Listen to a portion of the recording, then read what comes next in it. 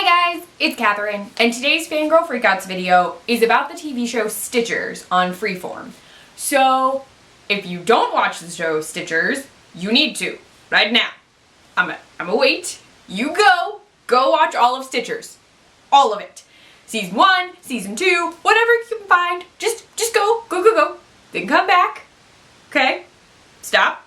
Come back. Now, for those of you who have watched Stitchers, who should be watching this video now, even if you hadn't before I said stop, go watch it.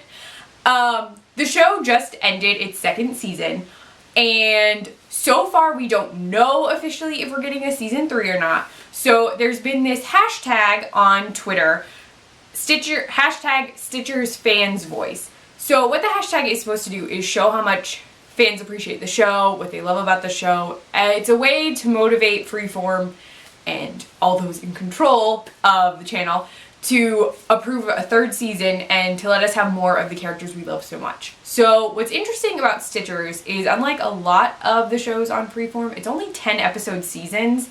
It's sort of a mid-season show. So Freeform, I've always thought that their schedules for seasons are a little off. They normally start around the same time as like cable networks, so like NBC, ABC, CBS. Their shows normally start near then, but they sometimes have like odd breaks, or they have really long seasons that sort of span two different season spots. So like they'll have a show that starts in the fall and then will like stop and come back in the spring. I don't know why, but Stitchers sort of falls between their like spring shows and their summer shows. So it gets 10 episodes in this like 10-week hunk where a lot of their other shows don't happen. So it's between their like comedies, their new dramas. It's in an odd little placement. But what's amazing is that Stitchers has grown so much in its seasons. So even though there are 20 episodes, there has been so much character development, and the writing is amazing. So in season 1 of Stitchers, our main character, Kirsten, who she has this, it's not a real world condition. She has a medical condition where she can't feel time. It's like a dysplasia, so she can't tell how much time is passing. She can't feel time. Her memories are sort of skewed because she can't really remember when something wasn't. So like everything feels like the present to her. And because of that, it makes her a candidate for this program called stitching. And what stitching is when someone dies, a person who has the ability to stitch can go into a person's memories. So it's lots of science. There's a tank, you have to be in the tank, and they have to map out the memories of the deceased. And then the person who's stitching in this case Kirsten, has her sort of being, not her like being, her mind is then sort of put inside those memories so she can like move through them, see what happened, catch things that no one else could see because they weren't there. Well, in the first season, there's a lot of investigating, there's lots of cases, and it's sort of like a procedural. So there's one case a week and then an overarching big thing happening. Kirsten is trying to figure out what's going on, why, like what her father is involved in because he was part of this program, and just all of this like background to like who she is, why she can do what she can do. Well, at the end of season 1, see, I told you had to watch it, so there are going to be spoilers. The end of season 1, Kirsten, they're in the lab, and Cameron, who is like the head of the lab, the head science person of the lab, he runs the stitching setup. They need to see something that happened, and in order to do that, he's like, well, kill me. Not kill me. He says that they should stop his heart long enough so that Kirsten can stitch in and look into his memories. Now the problem is Cameron has a heart condition, so stopping his heart for any period of time could be a huge problem because his heart might not restart because he did have heart problems as a child, and so he still has a lingering heart condition. Well, he gets them to stop his heart, but at the end of that episode, we don't know if Cameron is coming back to life. Literally, they can't wake him up. We end on a black screen, no idea what's happening. He hasn't woken up. Kirsten is crying. It's crazy because Kirsten doesn't have emotions. That's one of the issues. She can't display emotion because she doesn't know how to feel things. She doesn't like feel things over time. So she's crying, which is crazy for her. Then we had a Halloween episode, which was really, really cool, but was sort of not in continuity. It doesn't really go into the timeline. It's like a standalone thing. There was a theory that it happened in Cameron's head, like while he was unconscious. I read that a really long time ago. I didn't go into detail. Well, we started season 2 exactly where season 1 ended, with Cameron on the slab. We have no idea if he's coming back to life, and then bam, Cameron is alive. So this season was dealing with what happened during that stitch into Cameron. So Kirsten learned that she'd actually met Cameron a long time ago when she was a kid. And somehow after the stitch, Kirsten suddenly has emotions. Cameron is a little bit more like reckless. But the issue is that these two have had feelings for each other for a long time. Their ship name is Camston. But the issue was that they couldn't really be... They were sort of a couple, but then in this season, Kirsten is trying to focus on finding her father. And in order to do that, she doesn't think that she and Cameron can date because she is too focused on finding her father. So there's been a lot of stuff going on. Cameron met another really awesome girl named Nina. So they've been dating and had their own problems. Kirsten still has feelings for Cameron. Cameron still has feelings for Kirsten. They've been trying to find her father. And on top of all of that, there are murders every week. And Camille, who is played by Allison Scagliotti, who is one of my favorite actresses ever. Oh my gosh, sorry, this is gonna be an extra fangirly moment. I love Allison Scagliotti.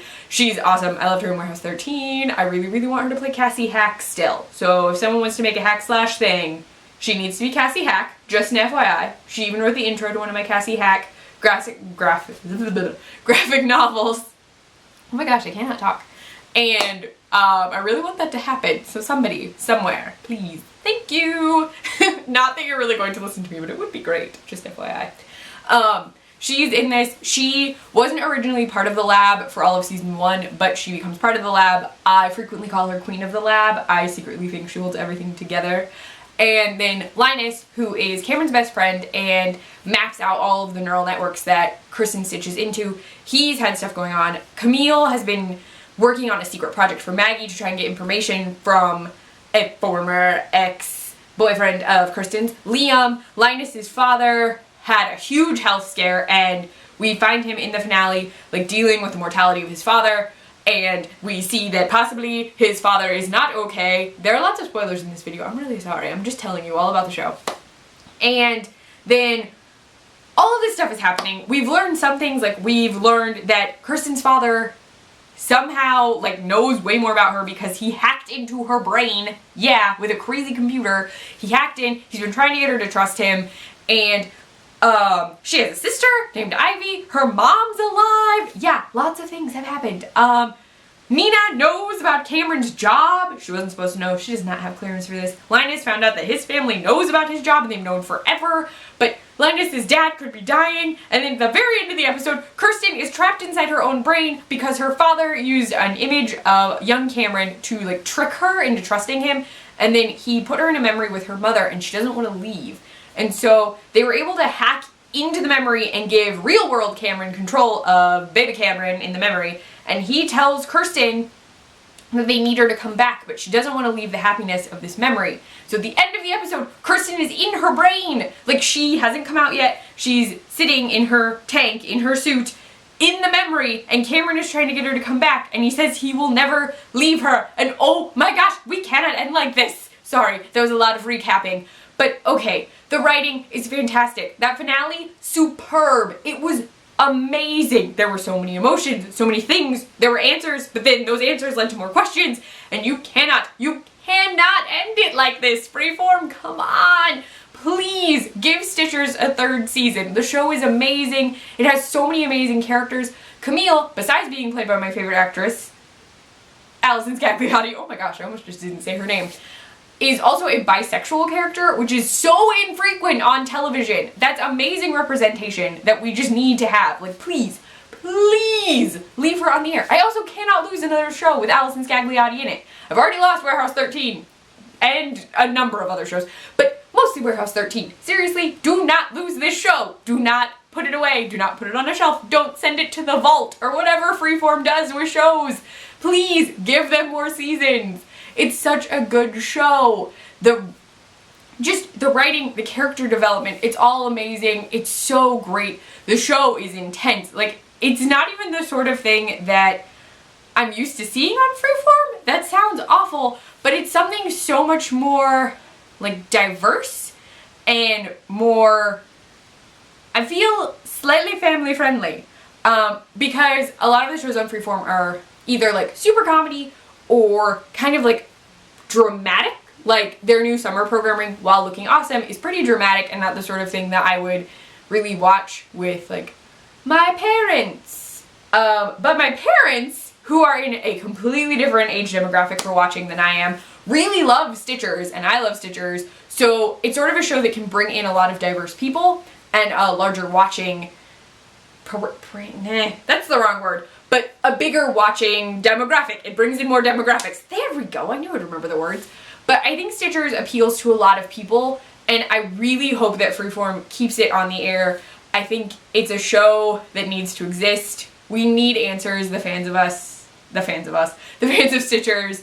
We would just love to know, we would love to see our characters progress more. So much has happened, and just, we can't lose this show yet. You can't take it from us. Please, Freeform, this is me asking you earnestly and vehemently to keep Stitchers on the air for many more seasons to come, but mostly right now I'm specifically asking for a season 3. But I mean, if you could renew it for forever, that'd be great. So there you go. Please share your Stitchers thoughts in the comments. You can share them with me all over social media. I'm on Twitter mostly. I also run the Nerdy Girl Express Snapchat, the Nerdy Girl EXP. That's the site I write for, the Nerdy Girl Express, for thenerdygirlexpress.com. But share your thoughts with me. Use that hashtag StitchersFansVoice everywhere so that Freeform knows how much we want this show to stay on the air for a long time to come. Besides the things I have already mentioned, my Twitter is @ClefNotes. I have a blog, clefnotes.wordpress.com. Oh, and I post recipes on the iZombie support group site, iZombieSupportGroup.com. There we go. I remembered all the stuff. If you like this video, please give it a thumbs up. And if you want to see more of me, please subscribe to my channel. Bye, guys.